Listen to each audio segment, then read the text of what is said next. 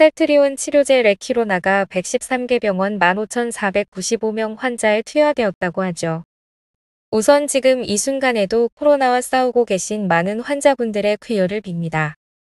미국도 항체 치료제의 수요가 급증하고 있고 델타 변이 확산세가 지속되고 있는 상황에서 델타 변이에 효과가 좋은 항체 치료제가 큰 역할을 하고 많은 환자분들을 도울 것입니다. 현직 의사와 함께 이번 내용 자세히 보시고 뒤에 코멘터리와 구독자분들 반응도 함께 끝까지 시청해 주시면 정말 감사하겠습니다. 그럼 내용 보시겠습니다. 권준욱 중앙방역대책본부 제2본부장의 브리핑입니다. 이 내용 볼게요. 9월 23일 코로나19 감염병 정례 브리핑을 시작하겠습니다. 우선 코로나19 예방접종 완료자의 관리 지침 개정에 대해서 말씀드리겠습니다. 저희 질병관리청에서는 최근 예방접종 진행 상황 및 변이 바이러스 양상 등 방역 상황의 변화를 고려하여 국내 예방접종 완료자 관리 지침을 개정하고 내일 9월 24일부터 시행합니다. 개정 지침에 따라 예방접종 완료자가 확진자와 밀접 접촉한 경우 증상이 없다면 변이 바이러스 여부에 상관없이 자가격리를 면제하여 수동감시를 받게 됩니다.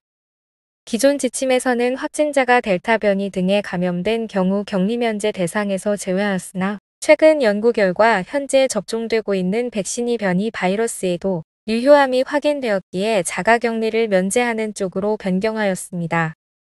그리고 수동감시 대상이 된 예방접종 완료자는 종전 한 차례에서 이제는 총 2차례 PCR 검사를 받고 수동감시 대상자 생활수칙을 철저히 준수해야 하며 만약 위반할 경우에는 자가격리로 전환됩니다. 한편 최근 집단 발생이 보고되고 있는 고위험 집단시설에 대한 관리를 강화하는 방안으로 확진자가 발생한 장기요양기관 등에 대해서는 접종이 완료된 경우라도 입소자, 이용자 및 동사자에 대한 격리가 적용됩니다. 다음으로 전 세계적인 코로나19 발생 동향을 정리해드리겠습니다. 전 세계 코로나19 발생은 지난주에 비해서 감소하였고 아프리카를 제외한 모든 지역에서 감소하였습니다.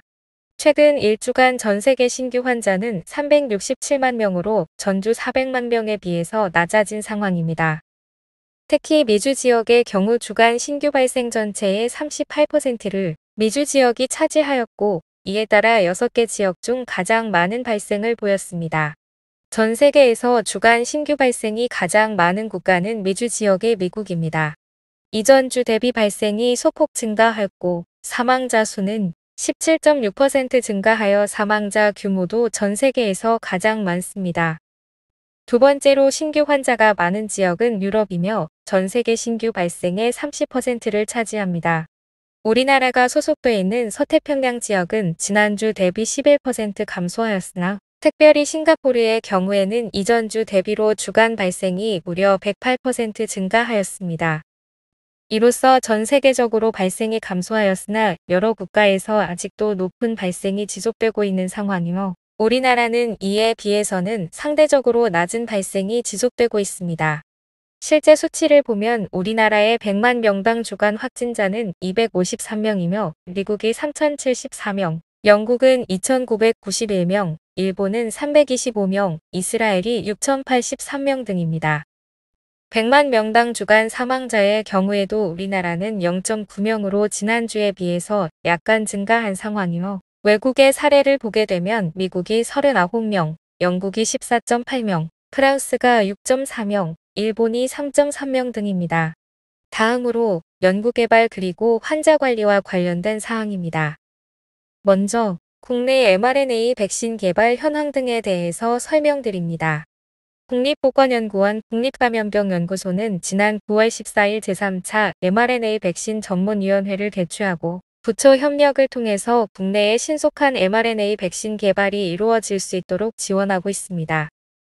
현재 국내 개발 중인 백신 중 합성항원 백신 1종이 3상 임상시험 중이고 4종이 임상 2상에 그리고 3종이 임상 1상 시험 중입니다. mRNA 백신은 국내에서 2종이 일상 임상시험에 진입하였고 이들 백신들의 임상검체에 대한 중화항체 분석을 국립감염병연구소에서 수행하고 있습니다.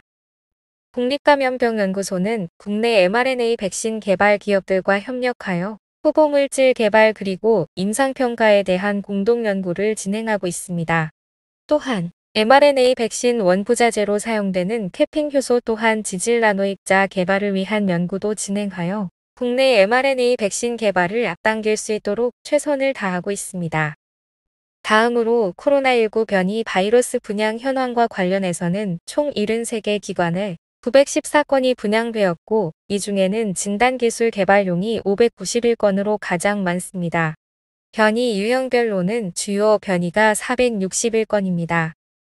이들 병원체를 분양하고 있는 국가병원체 자원은행은 지금까지와 같이 앞으로도 변이주에 대한 자원 정보를 신속하고 적극적으로 제공해서 보건의료 산업 발전을 당기도록 하겠습니다.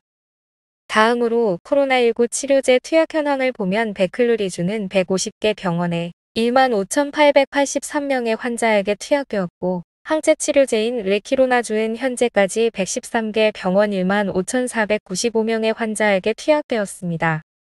마지막으로 예방접종 피해조사반의 이상반응 사례평가 결과입니다. 피해조사반은 현재까지 총 31차례 회의를 개최해서 예방접종 후 발생한 이상반응 신고 사례에 대한 인과성을 평가하였습니다. 신고 사례 총 2,440건 중 303건이 인과성을 인정받았고 38건이 근거 불충분한 사례로 평가되었습니다.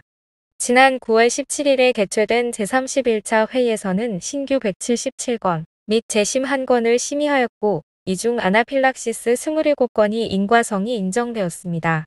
중증 2건은 근거 불충분한 사례로 평가되었습니다.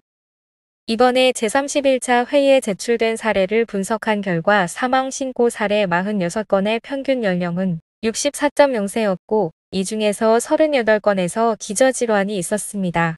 접종 백신은 아스트라제네카 21건, 화이자 20건, 모더나 2건, 얀센 1건, 교차 접종 2건이었습니다. 중증 신고 사례 56건의 평균 연령은 59.9세였고 이 중 43건의 기저질환이 있었습니다. 접종 후부터 증상 발현까지 평균 소요 기간은 10월 9일이었으며 접종 백신은 아스트라제네카 26건, 화이자 25건, 모더나 2건, 얀센 1건, 교차 접종 2건이었습니다. 현재 진행 중인 코로나 백신 접종의 원활한 진행은 전적으로 국민 여러분 또 접종 요원과 일선 의료기관의 참여, 희생 그리고 남을 생각하는 마음 덕분입니다. 깊이 감사드립니다. 일단 코로나19 국내 발생 상황을 보면 수도권 중심으로 지속적으로 발생이 이어지고 있습니다. 그나마 위중증 환자 규모는 안정적입니다. 이러한 내용입니다. 사랑하는 구독자 여러분, 항상 행복과 건강이 오래도록 함께 하시길 진심으로 바라며 오늘도 좋은 소식 전해드립니다. 구독과 좋아요도 꼭 부탁드리고 최신 소식과 좋은 정보로 여러분들께 곧 찾아오겠습니다. 사랑해요. 감사해요.